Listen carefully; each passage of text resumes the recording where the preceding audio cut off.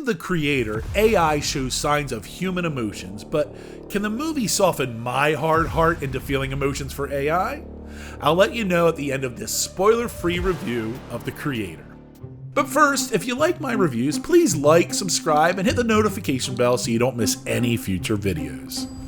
In the not-so-distant future, artificial intelligent robots have been outlawed in North America after a nuclear bomb was detonated in Los Angeles, killing over 1 million human lives. Now, rumors of a secret AI weapon have started a war between the robots and humans on the other side of the world in New Asia. Can the humans stop this secret weapon at its creator, or will they learn that something even greater is at stake? When I first saw the marketing for The Creator, it quickly rose to the top of my most anticipated films of the year. Not because of the concept, which is certainly intriguing, not because of its lead actor, John David Washington, who I really like, but because of the movie's creator, Gareth Edwards.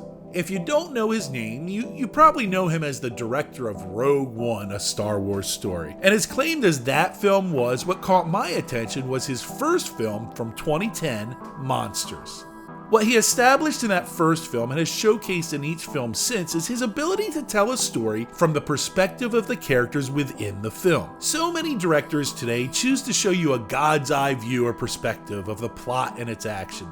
But Edwards does what I wish so many other directors would do. He tells the story from a limited perspective of the characters. We see what they see, and we don't see what they can't see. For example, in one scene, characters are communicating via walkie-talkie. We're only privy to the characters on one side of the conversation, but then we see an explosion off in the distance, and the communication goes silent. We never saw the characters on the other side of the conversation, but we know their outcome. And we see the distress in the characters we're observing. It's heartbreaking because it feels so authentic, and it's not cool, it's a tragedy. And he uses this observing technique throughout the entire film. Take in contrast a battle scene from Avengers Endgame. It is shown through sweeping aerials and camera shots swinging from one character to the next. Yes, we get glimpses of each of the dozens of characters that make up that series, but there's no intimacy with them, much less a feeling of stakes. And yes, camera moves like this were cool when it felt fresh in films like The Matrix and Lord of the Rings, but now it just feels bloated and it lacks any tension.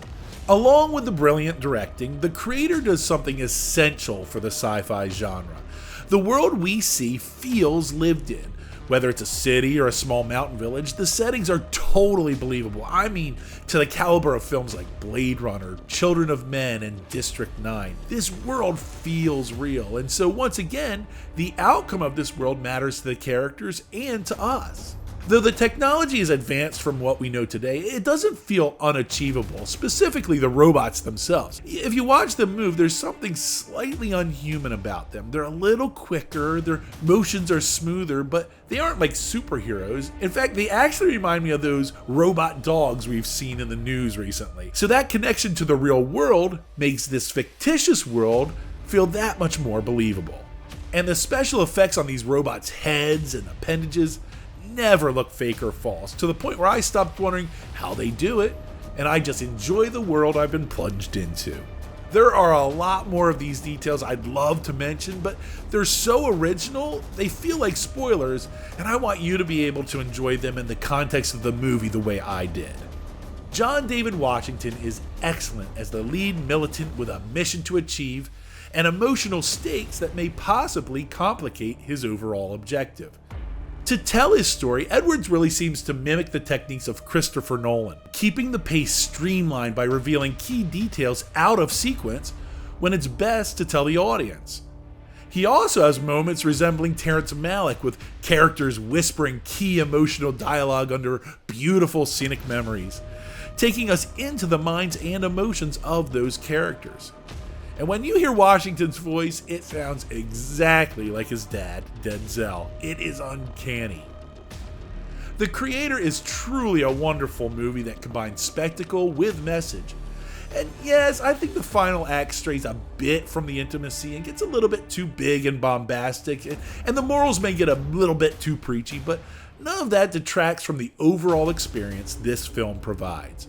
Frankly, the only thing that keeps this film at really good rather than my favorite film of the year is my inability to feel emotions towards the robots when the film really wanted me to. I never felt the heartache of E.T. returning home, or even the bittersweet sorrow when Arnold gives his final thumbs up in Terminator 2. The film definitely wants to evoke those types of emotions, but I just never got there.